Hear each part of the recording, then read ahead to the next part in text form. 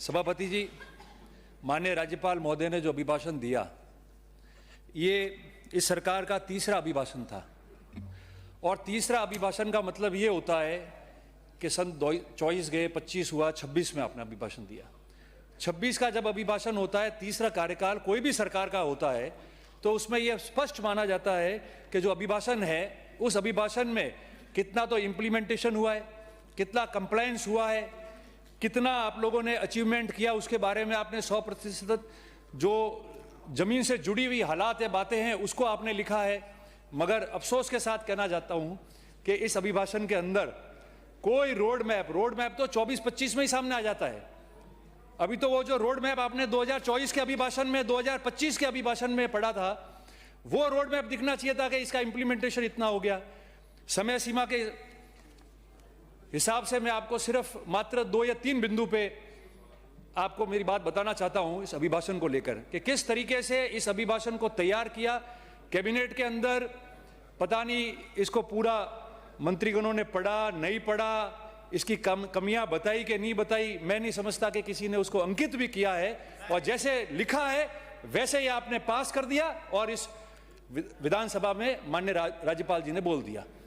सभापति जी, आपके ठीक पीछे ऊपर लिखा हुआ है, दोनों तरफ हिंदी अंग्रेजी में, उसमें ये लिखा हुआ है कि गलत बोलने से भी दोनों की स्थितियों में मनुष्य पाप का भागीदार बन जाता है।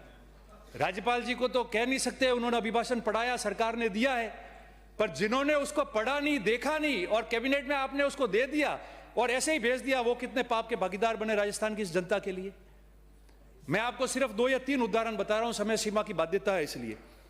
पहला, आपने इस अभिभाषण में आपके पैरा 33 से 37 में प्रवासी राजस्थानियों के कॉन्क्लेव को लेके बात लिखी है और चारों बिंदु आपने उसमें किए। आपने उसमें राइजिंग राजस्थान ग्लोबल इन्वेस्टमेंट की बात की, प्रवासी राजस्थानी दिवस के आयोजन की बात की, domestic and overseas Rajasthani affairs department के गठन की बात की, कर भूमि से जन्मभूमि की बात की। आप सब माननीय सदस्य जानते हैं कि पिछले जो 35 करोड़ रुपए, 35,000 लाख करोड़ रुपए के जो आपने किए और 8 लाख करोड़ का आप जो बताते हो इन्वेस्टमेंट यहाँ आए। मैं आपको राजस्थानी प्रवासी दिवस आपने मनाया दिसंबर में, मैं आपको बताना चाहता हूं और सुझाव भी दे रहा हूं, गलतियां नहीं बता रहा, इस बोल रहा हूं, सुझाव ये दे रहा हूं कि वो जमाने गए जब बेंगलोर, अहमदाबाद, मद्रास, कहीं भी, कलकत्ता, हम नाम लेते तो 1-2 सेठों के नाम आते थे कि ये 2 बड़े सेठ हैं, बड़े उद्योग वाले हैं और इनको हम पूछ के लाते तो राजस्थान में ये लोग इन्वेस्टमेंट कर देंगे और राजस्थान में फैक्ट्रियां लगा देंगे और हमारा राजस्थान में जो इन्वेस्टमेंट आएगा बाहर से। अब वो जमाना नहीं रहा है। अब हर शहर के हर नुक्कड़ पे, हर गली में इस राजस्थान का इतना मजबूत व्यक्ति बैठ के वहां व्यापार कर रहा है कि उन प्रदेशों में उस अर्थव्यवस्था की अगर रीढ़ की हड्डी है तो वो राजस्थान के नागरिक की रीढ़ की हड्डी जो है उस प्रदेश में उन्होंने बना रखी है। मगर हमने उनके लिए कुछ नहीं किया। लघु उद्योग की आप बात नहीं करोगे, आप मध्यम उद्योग की बात नहीं करोगे, जो लोग स्टील में बैठे हैं, जो लोग बर्तन उद्योग में बैठे हैं, जो लोग मोबाइल यूनिट में बैठे हैं, अगर उन लोगों की आप बात नहीं करोगे तो कभी भी राजस्थान में इन्वेस्टमेंट लाने की, लार्जर स्केल पे राजस्थान के लोगों को यहां रखना और यहां वो यूनिट लगाए और राजस्थान में अर्थव्यवस्था बड़े मजबूत हो, मैं समझता हूं कि वो नहीं हो सकता है। उसका कारण क्या? एक तो कारण ये, तो मेरा आपको सुझाव है कि अगली बार आप जब समिट बुलाए तो उस गांव के बैठे हुए अंतिम छोर का व्यक्ति जो किसी शहर में जाकर, भले स्टील का उद्योग हो, बर्तन का हो, प्लास्टिक का हो या फिर मोबाइल का हो, जिसमें उसने बहुत अच्छे पैसे कमाए, उसका नाम है, उसका अपना एक ब्रांड है, वहां आप ऐसे लोगों को बुलाओ तो वो यहाँ इन्वेस्टमेंट करने की बात करेंगे। उसको फीलिंग होगी कि मुझे राजस्थान के लोगों ने, राजस्थान के आए, कैसे आए, माननीय उप मुख्यमंत्री जी कैसे आए मुझे पता है, मैं उसमें डिटेल में नहीं जाना, आप चर्चा के लिए विषय देना, मैं बता दूंगा कि कितने आए या नहीं आए, मगर मेरा ये सुझाव है। और दूसरा, आप रिक्को की क्या हालत बना रखी है जो इन्वेस्टमेंट आ रहे हैं। मैं आपको 2 उदाहरण देता हूं कि वो जालोर और सिरोही जिले के अबू रोड का और जालोर के बीठन का, वहां क्या हालत बन रखी है।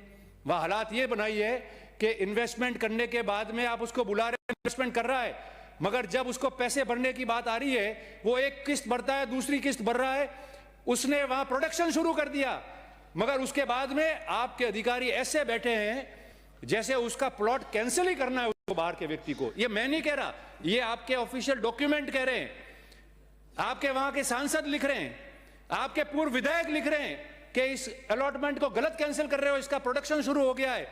मुख्यमंत्री के कार्यालय में उनकी चिट्ठी जाती है, मुख्यमंत्री के कार्यालय से वो संबंधित डिपार्टमेंट में चिट्ठी जाती है, मगर वो चिट्ठी जाने के बाद में भी हालात ये है कि वो बाहर का आया हुआ प्रवासी अपने कागज लेके घूमता रहता है। ये टेबल कर दूंगा मैं डॉक्यूमेंट जिसके अंदर ये सारा जो उल्लेख किया हुआ है। और वहां की एसोसिएशन क्या कह रही है, रिक्को की, वो अंकित कर रही है उन अधिकारियों के बारे में कि ये सब लोग जो है वो उगाई कर रहे हो। जो बात मैं कह रहा हूं कैंसलेशन का, उन्होंने लास्ट में लिखा है, वहां के एसोसिएशन में उन्होंने लिखा है प्लॉट ट्रांसफर, समयावधि विस्तार, उप विभाजन और उत्पादन प्रमाण पत्र में ये लोग भारी पैसा लेते हैं, इसीलिए यहां से लोग भग रहे हैं।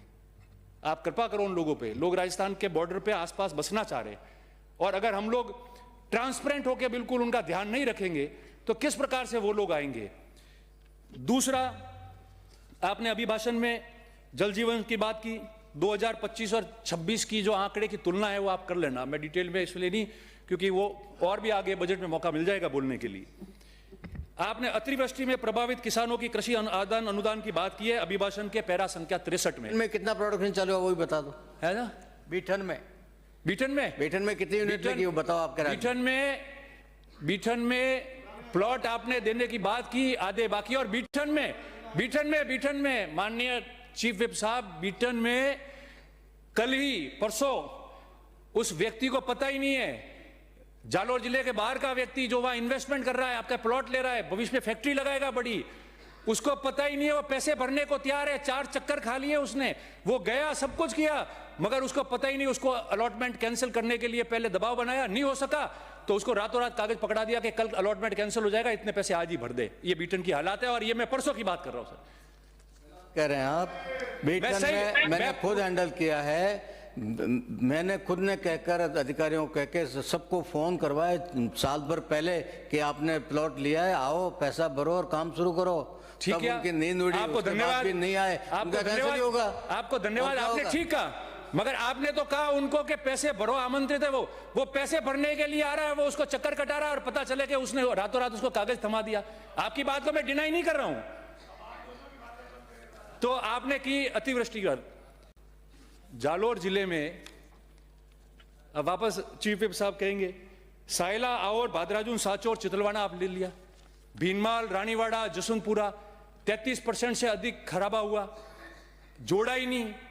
भारतीय किसान संघ पिछले महीने धरना दिया उसने हर तहसील पे, उसमें यह बात कही है कि हमारा 33% से ज्यादा खराबा है, आप कर नहीं रहे हो। अब बताओ, आपने इसमें लिखा कि हमने मुआवजे दे दिए, बीमा कंपनियों का ठिकाना नहीं, और ऊपर से मैं नहीं कह रहा, ये उसी दौरान जो छपा समाचार पत्रों में, मैं उल्लेख कर रहा हूं कि जहां आपके कोई या किसी के माननीय सदस्य होंगे, वहां 550 mm बारिश हो रही है, उसका खराबा 92%, और जहां 1100 mm के ऊपर बारिश हो रही है उसका खराबा 47%। कैसे हो सकता है बताओ सर, ऑन रिकॉर्ड है ये चीजें। मैं ये कहना चाहता हूं कि जब अभिभाषण होता है तो जमीनी स्तर पे अगर वो लागू नहीं हुआ है, आप पढ़ाओ बोले अभिभाषण पे, आपकी सरकार है, मगर जब लागू नहीं हो रहा है तो उस कमियों को तो दूर करो। भारतीय किसान संघ ने धरना दिया, उन्होंने कहा मुआवजे मिले नहीं है, 33% से अधिक खराबा है, जमीन पे दिख रहा है, किसान रो रहा है, मगर उसको जो है ये आपके जो आपदा प्रबंधन ने नोटिफिकेशन जारी किया 11 महीने में, उसके अंदर उन तहसीलों का उल्लेख भी नहीं है। तो कैसे काम चलेगा? मात्र अभिभाषण को अभिभाषण के रूप में रखोगे, लोग तो चाहते हैं कि अभिभाषण में क्या आ रहा है, क्या होने वाला है, वो सुनने के लिए 2-3 मिनट में बात खत्म कर दूंगा। तो मैं आपसे यही निवेदन कर रहा हूं, 1-2 बातें, बिंदु लास्ट में है। मोबाइल ऐप की आपने बात की, मोबाइल ऐप में कई जगह मोबाइल ऐप काम कर रहा है। 20 महीने पर पहले जब भारतीय किसान संघ का धरना हुआ, मेरे सामने अधिकारियों को काश्तकारों ने कहा, किसानों ने कहा कि जब हमारे यहाँ मोबाइल 2 तहसीलों की बात की कि जो मोबाइल ऐप है उसमें हम यहां से करते हैं, लोकेशन कहीं और बता रहा है, और वो आके पटवारी कह जा रहा है कि तेरा लोकेशन तो वहां है। अब उस पर कोई कार्रवाई नहीं है। मेरा आपसे निवेदन है माननीय मंत्री जी कि आप इस मोबाइल ऐप को एक बार वापस रिव्यू करके ठीक कराए, जहां जहां ये तकलीफ आ रही है आप उसको दुरुस्त कराए, तो किसानों को फायदा होगा। ये वो बातें मैं कह रहा हूं जो आपके भारतीय किसान संघ ने धरने में कही, और हम खुद वहां मौजूद थे। अंत में एक लास्ट बात, पिछले 2025 के अभिभाषण में माननीय राज्यपाल जी ने पैरा 165 में ये पढ़ा था। आज इस अवसर पर मैं भारत को एक सूत्र में पिरोने वाले लौह पुरुष सरदार वल्लभ भाई पटेल को अपनी भावभंजनी श्रद्धांजलि अर्पित करता हूं। कृतज्ञ राष्ट्रीय उनकी 150वीं जयंती मना रहा है। साथ ही बाबा साहेब डॉक्टर भीमराव अंबेडकर द्वारा बनाए गए हमारे महान संविधान को लागू हुए 35 वर्ष पूरे हुए। ये 2025 के अभिभाषण में पढ़ा था। अब क्या स्थिति बन रही है? जब 75 वर्ष संविधान की बात हम मना रहे हैं, जब सरदार पटेल को हम 150 वर्ष याद करने के बाद में मना रहे हैं, क्या कोई भी माननीय सदस्य इस विधानसभा में बैठा है वो एमएलए लेड से ये सिफारिश नहीं कर सकता कि सरकारी परिसर के अंदर मैं सरदार वल्लभ भाई पटेल की या मैं बाबा साहेब भीमराव अंबेडकर की जो है मूर्ति लगाना चाहता हूं? आप उसमें संशोधन कीजिए सर। जब 150 साल और 75 साल हम गिन रहे हैं तो वो एमएलए अगर भीमराव अंबेडकर जी की या सरदार पटेल की मूर्ति लगाना चाहता है तो जिला परिषद सीईओ को तो 1 सेकंड में उसकी अनुशंसा कर देनी चाहिए। आपने प्रावधान ही नहीं है, लेटर आ रहा है कि रिजेक्ट हो गया। और अंत में अपनी बात समाप्त करते हुए माननीय सभापति जी, 2 बातें सिर्फ बहुत महत्वपूर्ण है, गौ सेवा की और ऊंट पालकों की। पैसे आपने बढ़ा दिए, ठीक है, माननीय मंत्री जी बजट आएगा, मैं चेयर के माध्यम से आपसे निवेदन करता हूं 2 बातों की। एक तो ऊंट के आपने 20,000 रुपए किए, स्वागत हो गया, धन्यवाद। मगर जब तक आप उनके माइग्रेशन को लेके पॉलिसी नहीं बनाओगे जिसमें वो लाभान्वित हो तो वो कभी भी है ना ऊंट पालक ज्यादा दिन ऊंट नहीं पाल पाएगा। और गायों के लिए अभी कृपलानी जी निम्बाड़े से आने वाले माननीय सदस्य गायों की बात कर रहे थे, मैंने पूर्व बजट में भी आपको निवेदन किया था, आप सब्सिडी बहुत दे रहे हैं। सब्सिडी देने का काम कब से शुरू हुआ? 2008 में जब कांग्रेस की सरकार थी तब हिंदुस्तान में सबसे पहला डायरेक्टेड गांवों का राजस्थान से शुरू हुआ था। इसलिए जो गौपालक खुद की गाय पालता है, झुंड में जाता है, उनको सब्सिडी करने की बात आप लाइए। तो मैं समझता हूं कि सबसे पहले मैं इस विधानसभा में आपको धन्यवाद दूंगा। यही मैं आपको निवेदन। सभापति महोदय,